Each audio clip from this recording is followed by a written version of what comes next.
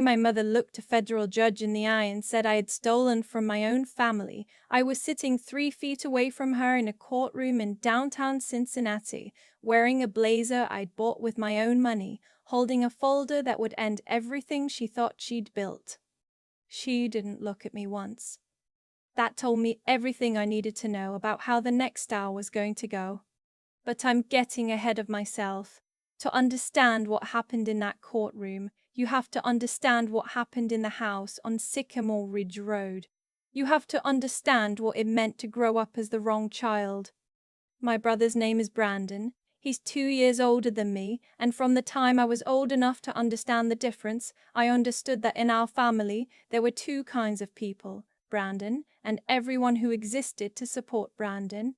My mother used to say it so casually, the way you'd state the weather. Your brother is going places, Nora. Not you two are going places, just him. Always just him. My father was quieter about it. He wasn't cruel the way my mother was cruel. He was just absent, physically in the room, emotionally somewhere else entirely, eyes always drifting toward whatever Brandon was doing. If Brandon was playing baseball in the backyard, my father watched from the porch. If I was doing homework at the kitchen table, my father walked through without stopping. I used to think I was imagining it. Kids tell themselves that. You're being too sensitive. You're making it about you. I spent most of middle school convinced that if I just tried harder, if I got better grades, if I was quieter or louder or funnier or more serious, eventually the balance would shift and I'd feel it, that warmth, that seeing. It never shifted. What shifted eventually was me. I stopped trying sometime around my junior year of high school. Not in school. My grades stayed strong because school was the one place where effort had a clear and honest return. But I stopped trying to make my parents notice me the way they noticed Brandon. I stopped engineering reasons to be in the same room. I stopped waiting at the dinner table for someone to ask how my day had gone. My aunt, my mother's younger sister, Patrice, was the one who said it out loud first.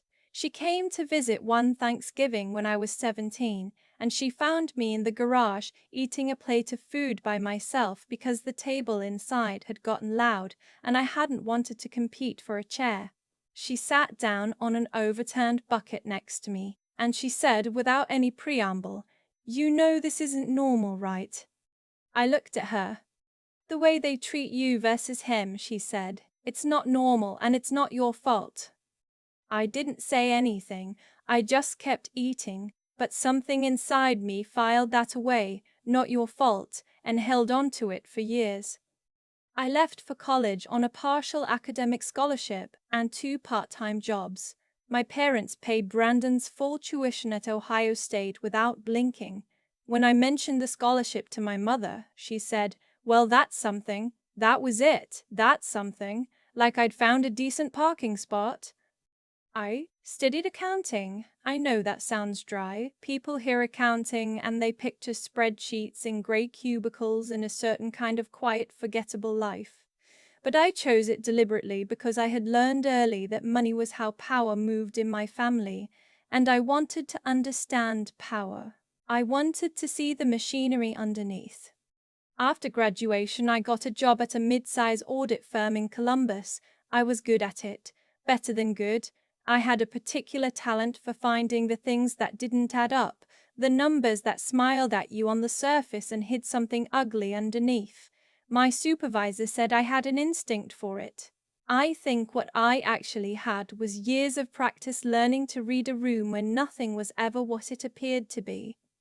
3 years in, I was recruited by the IRS Criminal Investigation Division, CI, as the people who work there call it. Federal special agents who investigate financial crimes, tax fraud, money laundering, the kind of cases where someone has been lying systematically for a long time and the lies have started to calcify into something that looks, from the outside, like legitimate wealth. I didn't tell my family, not because I was ashamed. I was proud, genuinely proud, maybe for the first time in my life in a way that didn't depend on anyone else's reaction. I didn't tell them because I had learned by then that anything I gave them got used against me eventually. Information in my family was not neutral, it was ammunition, and they had always had more of it than I did. So I let them believe I was still doing private sector audit work, unremarkable, safe.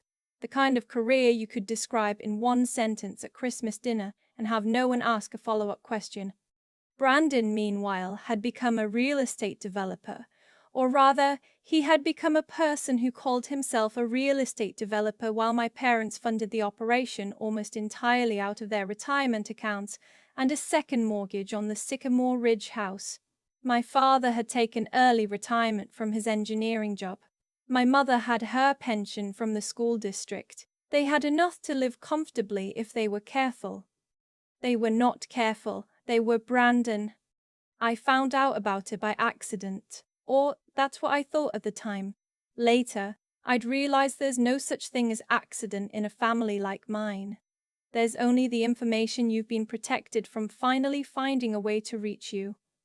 I was home for my father's 65th birthday, small dinner, just the four of us and Patrice, who drove up from Deteen. My mother made his favorite pot roast, the kind she only made for people she wanted to impress, which told you something about how she felt about my father in the arithmetic of her attention. After dinner, my father went to bed early. He'd been tired lately. More than tired, diminished somehow, like something had been slowly let out of him. Patrice and I were doing dishes when my mother came into the kitchen and said, without sitting down, "We're going to need to discuss the house." I turned off the faucet. She explained it the way she explained most unpleasant things, quickly, with a kind of clipped efficiency that was meant to discourage questions. The second mortgage, the investment in Brandon's development project. The project had stalled. There were contractor disputes, permit issues, a partner who had apparently walked away with a significant portion of the operating funds. The upshot was that my parents were behind on the mortgage by 4 months and the bank had sent a notice. "I need you to help us with the payments," she said, temporarily. Patrice had gone very still next to me. "How much is the monthly payment?" I asked. She told me. "And how long has this been going on?" She gave me a number of months that did not match temporarily. "Mom," I said carefully, "have you talked to an attorney? Because if there's been fraudulent misrepresentation by Brandon's business partner—" "Brandon handled it," she said, flat, final. "What does that mean?" "It means it's handled. We just need help with the bridge payments until the project refinances." Patrice made a sound next to me that wasn't quite a word. I looked at her and she looked at me, and in that look was a whole conversation we didn't have out loud. I told my mother I would think about it. I drove back to Columbus that night instead of staying over the way I'd planned. I thought about it. I also quietly started pulling on a few threads. This is where my training became something other than a career. I knew how to request public records. I knew how to read corporate filings, property records, UCC liens. I knew what a shell company looked like from the outside and how to start finding its edges. I wasn't doing this in any official capacity, not yet. I was doing it the way you do something when a feeling in your gut is louder than the professional voice telling you to stay in your lane. What I found over the following 6 weeks was not a stalled real estate project with an absconded partner. What I found was a pattern, multiple LLCs registered in Ohio and Delaware, with my brother's name on some of them and other names on others, names I didn't recognize. Money moving between entities in ways that served no legitimate business purpose I could identify, and at the center of it, in the capitalization records of the earliest LLC, a transfer of funds that traced back to an account in my parents' names. More than $300,000. Over 4 years. My parents had not invested in a development project. My parents had been funding something else entirely, and I was not yet sure whether they knew it. I need to be honest here about what I felt in those weeks, because I think people expect a story like this to have a clear emotional logic. The wronged daughter, the righteous anger, the straight line from discovery to action. It wasn't like that. What I felt was grief, mostly. An old grief that had been sitting in a room inside me for 20 years, and now someone had opened the door and it was just standing there, the same size it had always been, patient as furniture. I had wanted my whole life for my parents to see me. I had wanted to matter to them, the way Brandon mattered. And now I was looking at evidence that the child they had poured themselves into, financially and emotionally, had been taking from them. And I didn't know yet if they were victims or participants, and I wasn't sure which answer would be worse. I brought my findings to my supervisor at CI. I want to be clear that this was not a personal vendetta dressed up as a professional referral. The numbers were real. The pattern was real. What I had found was enough to open a preliminary inquiry, and that inquiry belonged to the institution, not to me. I disclosed the family connection. I was recused from the investigation entirely. A different team took it. I went back to my regular casework. I waited. What I did not expect. What I had not prepared myself for, despite everything I knew about my family, despite everything Patrice had told me about trusting my own perception, was what my mother did next. She called me 3 weeks after my father's birthday dinner.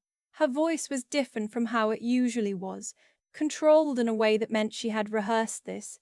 She said that she had been going through some of her financial records and she had noticed some discrepancies. She said she had spoken to an attorney. She said the attorney had advised her that if any of the funds that had moved through those accounts could be shown to have been transferred without proper authorization, there might be civil liability. She paused, then she said, "Some of the transfers have your signature on them, Nora." The floor did not drop out from under me because I had been trained, over the course of my entire life, not to show when something hit me. You learn that in a house like mine. You learn to keep your face neutral and your voice even and your hands still, because any visible reaction becomes material for the next move. "That's not possible," I said. "I'm just telling you what the attorney found." Then the attorney found something that was fabricated. There was a pause. "I'm hoping we can resolve this quietly," she said, "as a family." I understood then that this was not a misunderstanding. This was a move. The question was how long it had been planned and by whom. I retained my own attorney that afternoon. Her name was Gwen Okafor. Sharp, methodical, the kind of lawyer who reads everything twice and never raises her voice because she doesn't need to. I walked her through everything, the records I'd found before the CI referral, the phone call from my mother, the implication about forged signatures. Gwen looked at her notes for a long moment. Then she said, "They're going to try to get ahead of the federal inquiry by establishing you as the source of the financial misconduct." I know. If they file a civil complaint before the investigation fully develops, it creates a competing narrative, muddies the water. I know that too. She looked at me with something that wasn't quite sympathy. It was more professional than that, more calibrated. "How much documentation do you have?" I had been keeping records for years, not because I'd expected this, I hadn't, but because I was an accountant by training and instinct, and keeping records was as natural to me as breathing. Employment history, pay stubs, tax returns going back a decade. My whereabouts, documented. My finances, clean. And the original copies of every public record I pulled before I handed anything over to CI, time-stamped and saved in 3 separate places. "Enough," I said. The civil complaint came 4 days later, my mother and Brandon as co-plaintiffs, alleging that I had made unauthorized transfers from family accounts totaling over $40,000 during a period when I had previously had access to those accounts, access I had surrendered years ago when I left for college, but which they claimed I had maintained through electronic means. I read the complaint at my kitchen table at 7 in the morning with a cup of coffee going cold next to me. $40,000. That was what they had decided I was worth. That was the size of the problem I was supposed to represent. Small enough to be plausible, large enough to be serious. I thought about the garage at Thanksgiving when I was 17, the bucket Patrice sat on. It's not your fault. I thought about that something. I thought about every dinner table where someone had asked Brandon about his plans, and then the conversation had moved on before it got to me, like a train that didn't stop at my station. And then I finished my coffee, and I called Gwen, and I said, "Let's make sure they regret this." The next 4 months were the most methodical of my life. Gwen and I worked through the discovery process with a precision I found almost meditative. Every document they produced we examined, every claim we traced. The alleged unauthorized transfers turned out to have been executed from an IP address in a city I had never lived in, during a period when I could document my location through work records, hotel receipts, and crucially, cell phone tower data that placed me 500 miles away. Meanwhile, the CI investigation was developing independently, and while I was not part of it and had no visibility into its progress, I knew how these things moved. I had worked enough cases to understand the pace.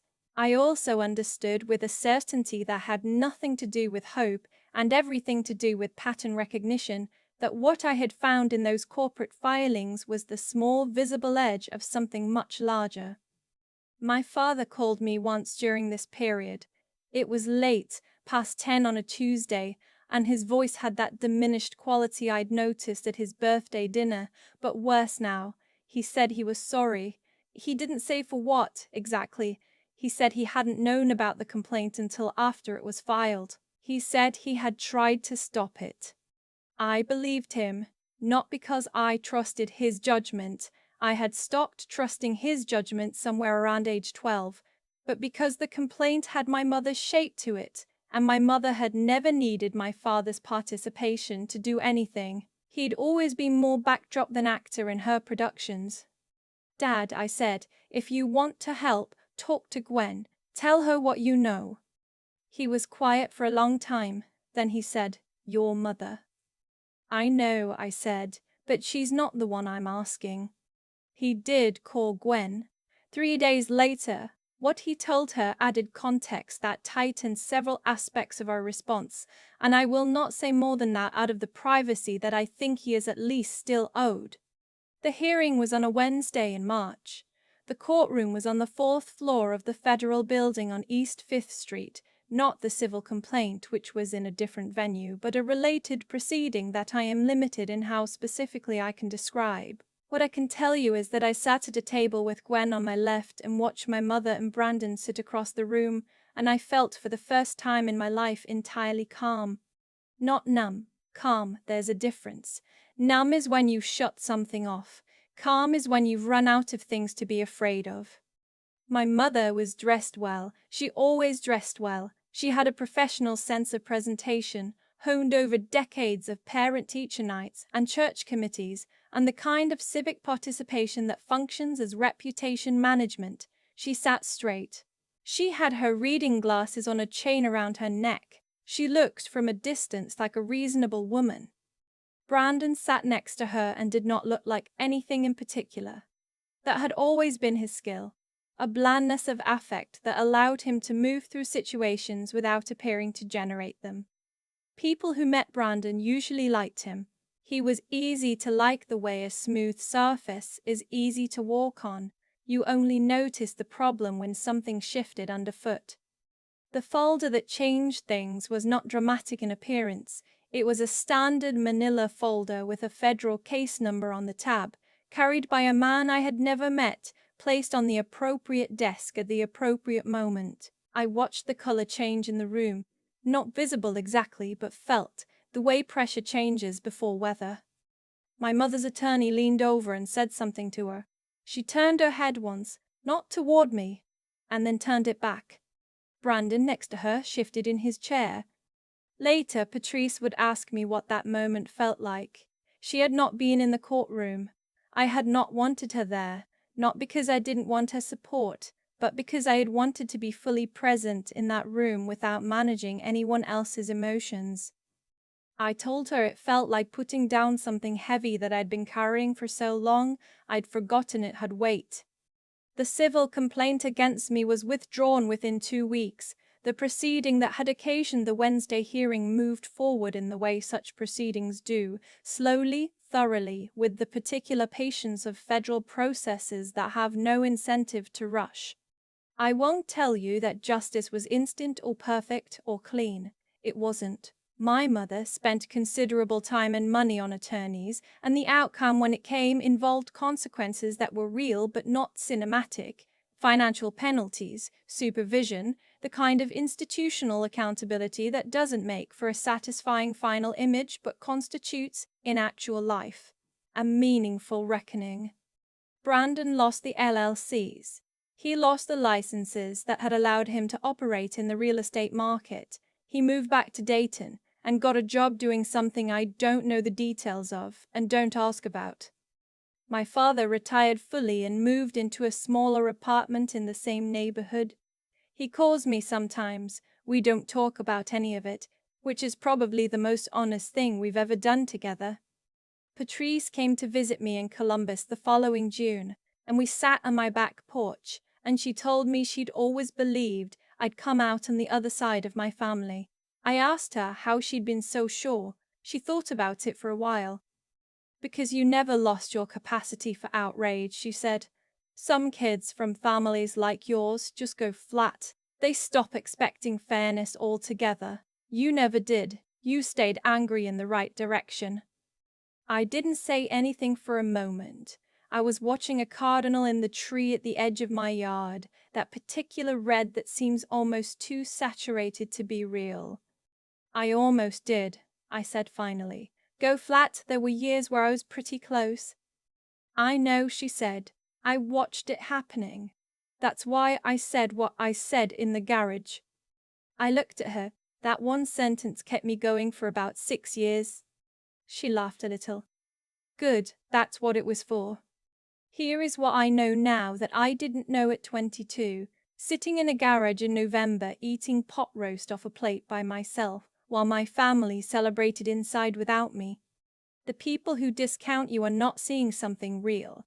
They are protecting something. They are keeping you outside the circle of their attention, because if they let you fully in, if they looked at you the way they looked at the person they had decided to love without reservation, they would have to reckon with what that comparison revealed about their choices. It is easier to decide you are less than to admit they gave more to someone who deserved it less.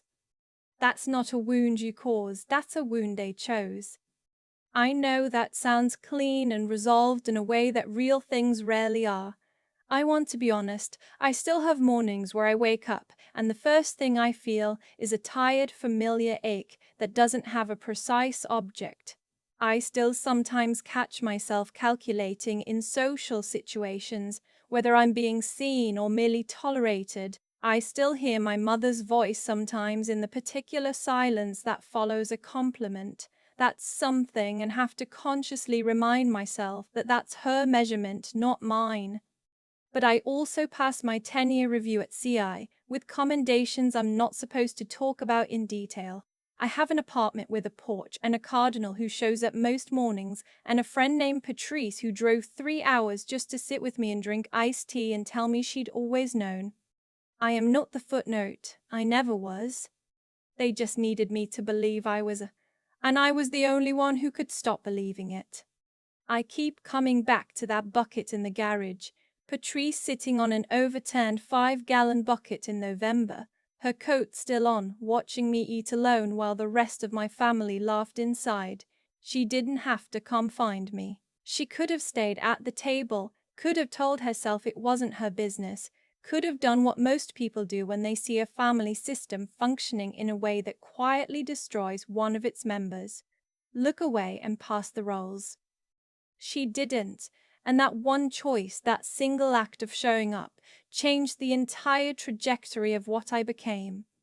I think about that a lot now because I spent years believing that what my family did to me was a reflection of something true about me. That's the cruelest thing favoritism does. It doesn't just exclude you, it teaches you to participate in your own exclusion. You start to believe the measurement is accurate. You start to work harder to earn what should have been freely given. and when it still doesn't come, you assume the fault is yours. What I know now is that my mother and my brother did not cheat me because I was less. They cheated me because I was more watchful, more honest, more willing to see things clearly, and clarity is threatening to people who depend on fog. My entire career was built on the ability to find what doesn't add up.